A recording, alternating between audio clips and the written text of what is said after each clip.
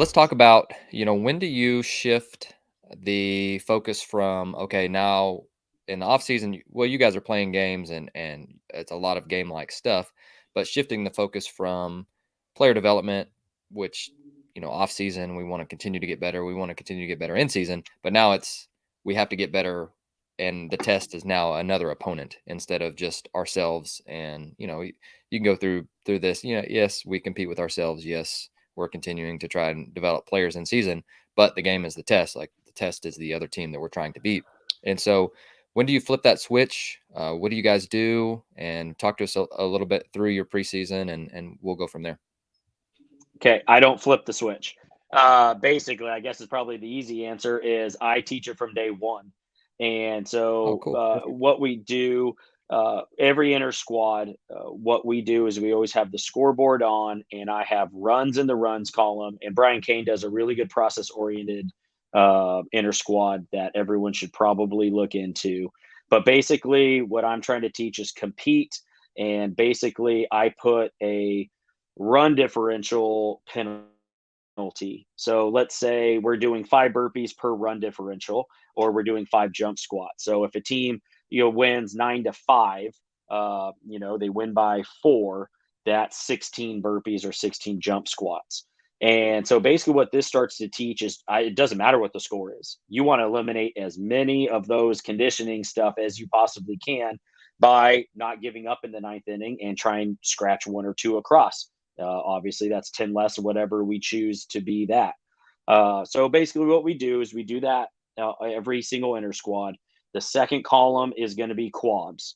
So, how many total quabs do we have on the day? And then third column in the air column, we do how many total freebies, how many walks, how many hit by pitches, how many BID reads did we give up, stolen bases, and it could be even mental errors and stuff like that.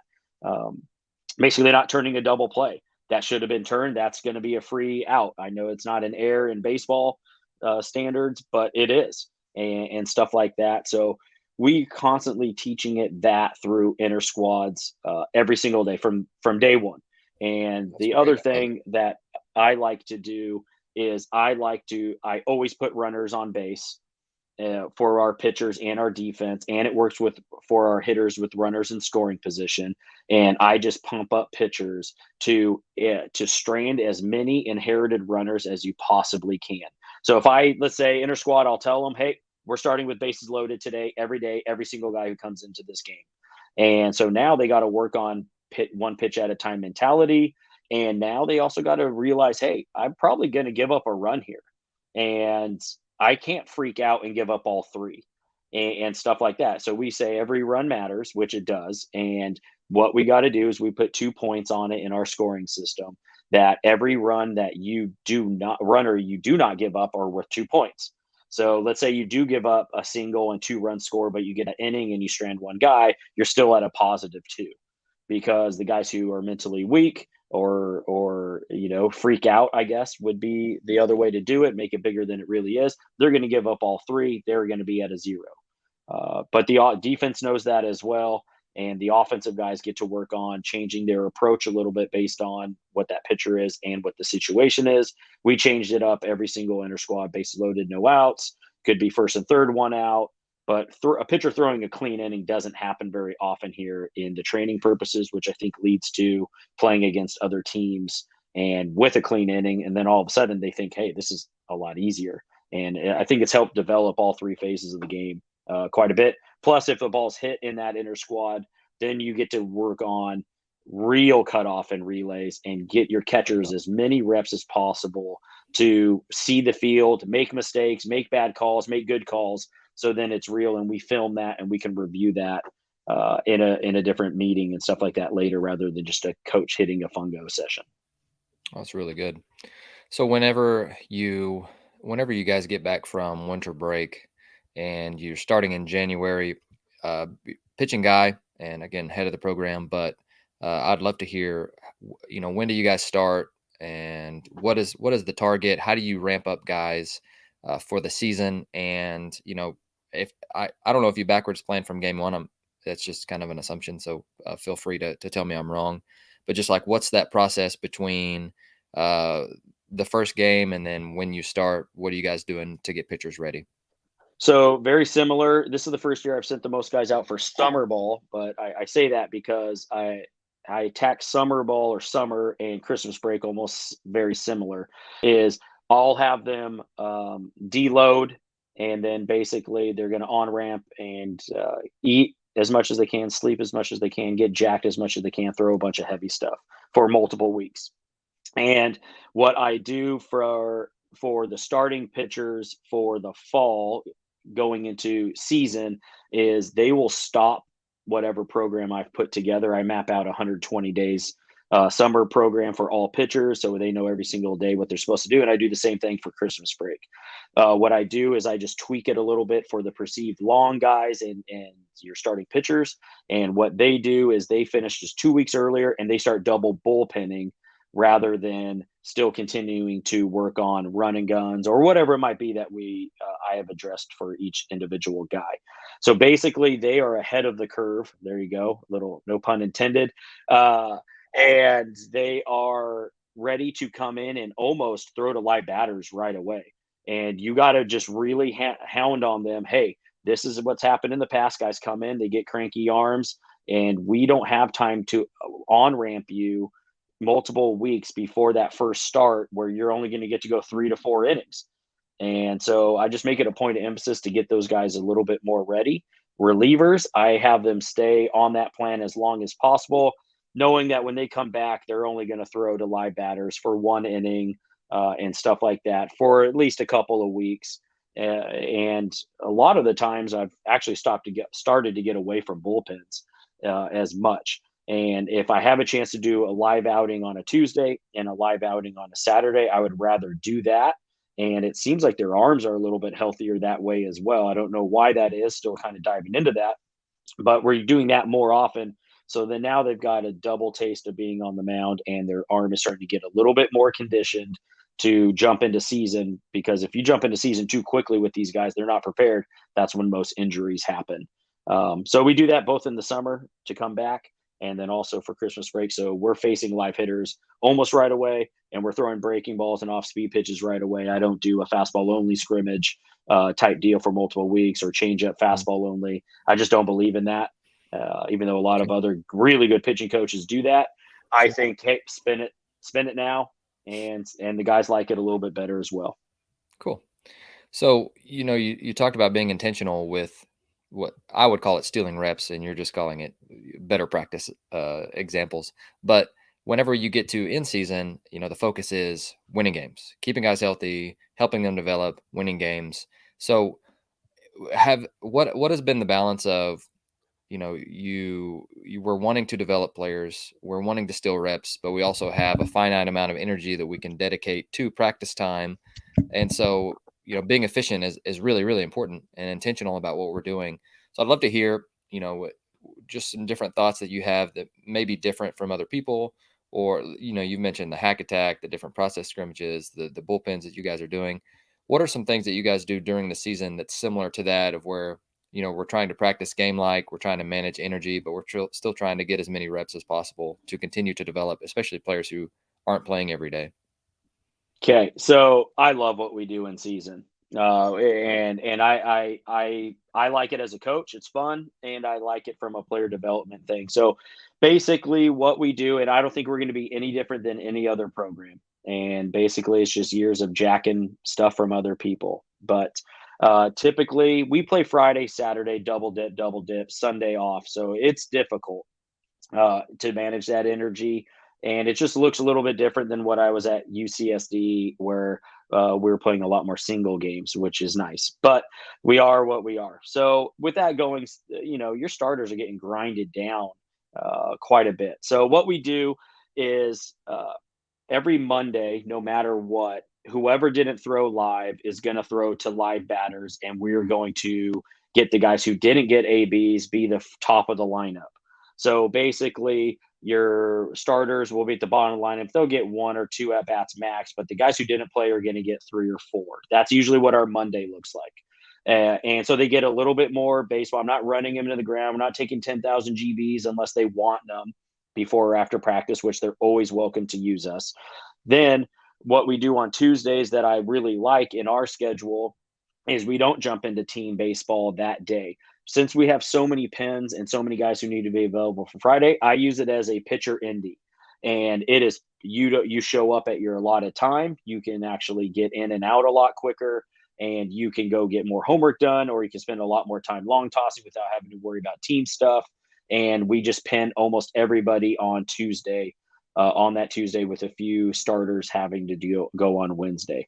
When that happens, the pitchers are kind of on their own development. I can have a meeting now because I have a lot more time because I don't have to worry about the rest of the team. We can go over our AARs, our after action reports, and basically go over our upcoming opponent or what do we got to do to get better from that past weekend.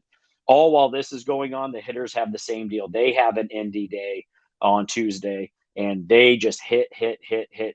If they want to take some GBs or fly balls on the hack attack or whatever they want to do, they just reach out to us. But that's an all offensive day, shorts, just kind of get the week going again.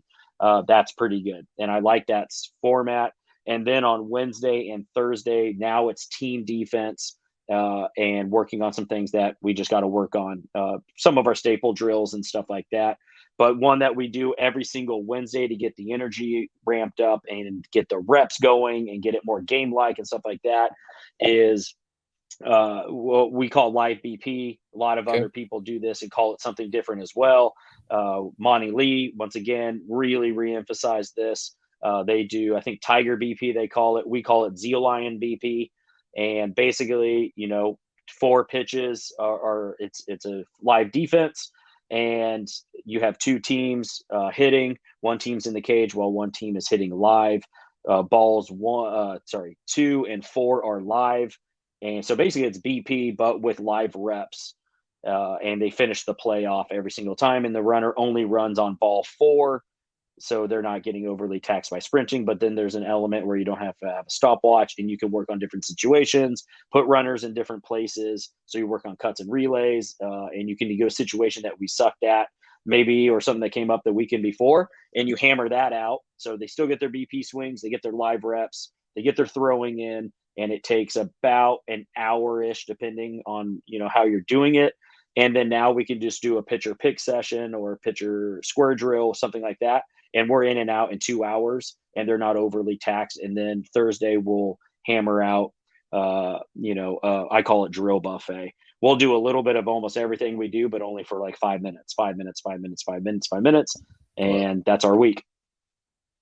No, I love it. And again, you learning this as the head coach, trying to manage energy and time and stealing and trying to implement all the different things that you want to. And so I commend you for that because I'm assuming that that's not an easy process because there's so many things that you could do, but there's a limited time and attention spans that we have, especially during the season. Right. So with the last thing, I guess, is the postseason. So once we start getting to the end of the season and we're preparing our team to compete well for postseason play, tips, tricks, guidelines. What do you got? Right. So had a ton of success really here before I left. We were in a couple of regionals, and then go to UCSD, and go to 2 World Series, and 2 regionals where we didn't lose a game. And just learning from Eric and Joe of like, what does that need to look like? I think it's pretty simple: is you don't change anything. And you make it not a bigger deal than it really has to be, but also you got to manage and make sure they get healthy, and making sure that your pitchers don't get too much rest, and really hitters too. So not backing off them in terms of high velo BP and breaking ball machine and stuff like that. Like you almost want to ramp that up rather than back off. And in 2019, we're in the regional championship game, and it's my first year as the head guy, but I basically had some good experience from those other programs, or head coaches, I mean, and just kind of did what they did, and didn't do anything different, which probably ended up being a good thing because of lack of experience. I didn't overthink the situation. But going forward, hopefully we're in those situations more often, is try and simulate, more often. Let's play some inter squads where you're not allowed to hit BP beforehand. and you have to hit only in the cage. And you're not allowed to take in and out. How do we still play, good playoff baseball without having those things? Because in postseason play, you don't get those. Or, how do we, when you go to a World Series or you go to a regional, they give you a 45-minute practice when you first get to a field. Well, we want to practice that style of practice and stuff like that. And so they're not as domed up like, oh my gosh, I didn't get my 45 minutes of BP. We didn't do in and out. I didn't get to long toss as much as I wanted. It just feels a lot more condensed. So that would be my point of emphasis going forward, is to simulate that as much as I can a week or 2 weeks prior to that postseason game. I love it. It's fantastic. All right. So before we let you go, that's essentially an entire year of player development. I guess we could talk about what you guys do after the season, because I think that may be something that is not talked about enough. And you mentioned you have them on, especially the pitchers, on a throwing program for summer ball as well. Mhm. But tell us about, you talked about after action reviews. Tell us a little bit about how those are structured after the season is over. So let's say you guys go out, you have an awesome, awesome year. It ends how you want to, but the season does end for all of us at some point in time. What do you do kind of following the end of the season? What do you do with your players and coaching staffs and things like that? Right. So that's another thing this year. I feel just been better. Just being a little more intentional with one-on-one conversations. And in the past, it was kind of like, end of the fall meeting, end of the season meeting, and that's kind of all it was. And that's not good enough. And I've learned that. So basically, what it ends up being is, depending on how that person's season's going and this and that, it's not bashing what they did wrong. It's like, hey, what do we got to do to get better? So once again, hashtag make it better. Is I asked them way more questions, which it was a thing I learned or am learning right now, that's super valuable. So I bought them all a book, put a cool helmet sticker on there, make it theirs, and get their name put on it, and stuff like that. And so instead of me telling them all the time what I think they need to do to get better, which I will tell them that, I have them tell me what they need to get better at. And you should see some of these answers and so much more buy-in and stuff like that. So even though I haven't done that at the end of a season yet, I'm going to do that at the end of this fall. And I'm going to do that. And we're currently doing it now, but I'm going to do that at the end of the summer as well. And just pick 3 things. Now, when they try to work on 6 different things, they're going to think it's too big of a task and they're not going to concentrate on any of them, and they come back the same player. Right now, I'm going to have them, and we always pick 3 things right now in our mental skills book, where pick 3 things in your night routine and your AM PM routine, or getting better. What do you want to get better? So I got this from Brian Kane. Start, stop, continue, and I love it. So what do you want to start doing? What do you want to stop doing? And what do you want to continue to do to become a better baseball player? So they write that out, they put it in a Google form, and that goes straight to me. And I review their answers and I call them in and we go over if I agree with those or how can I facilitate that better going forward. So that might be a different summer plan. It could be a different Christmas break plan. It could be a different practice plan here in the fall. It could be what early outs look like and stuff like that. And that's the route been going now when it comes to player development for each individual guy. Man, there's so much that we've covered today, and man, I can't thank you enough for coming on. And you guys are doing some really cool stuff, and being a guy that gets to interview people every week, that I say that, and I hope that gets your stamp of approval and confidence, because I think that Thank that you. you guys are doing some awesome stuff. But I did want to ask you one question before you go. If anyone wants to get in contact with you, just hit the link below. Your email and your Twitter account is right there, so I'm sure that you would be more than happy to converse with people. But Absolutely. I would love to know, from a resources standpoint. It doesn't have to be a book, it doesn't have to be a person or a course, but just if you were going to leave this show having one opportunity to talk to the young coaches out there, the coaches wanting to grow, what one thing would you want them to dig into, to understand, and just if they're listening to you taking away one thing, what would that be? Oh man. I'm a broken record, cliche, learn and as much as possible. How do I do that? It might be different than everyone else.